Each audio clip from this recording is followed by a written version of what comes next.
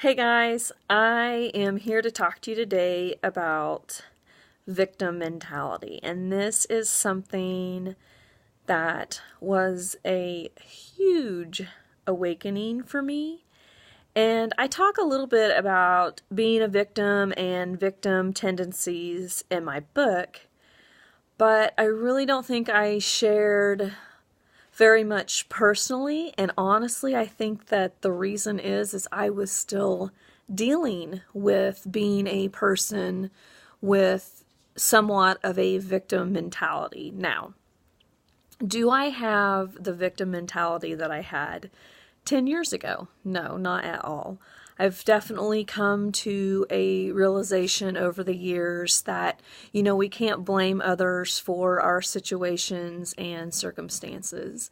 So perhaps you have been in a relationship where you've been mistreated, and that's tough, believe me, I've been there. However, we have choices, and a lot of times that's when it's difficult for people to, I guess, face the music and say, okay, I'm choosing to stay in this relationship, or I'm choosing to stay at this job, or whatever the situation is.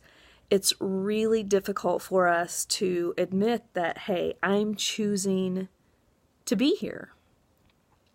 But once we get past that place and we come to the realization that we have a choice in the situation, I assure you that things will get better.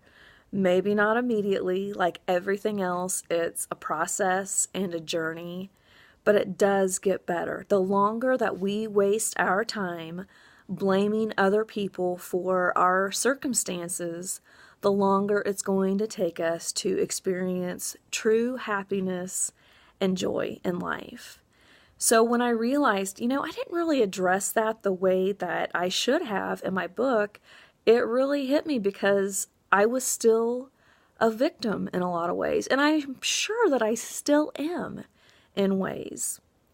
But really taking responsibility for where we're at in life is going to make a huge difference for your future.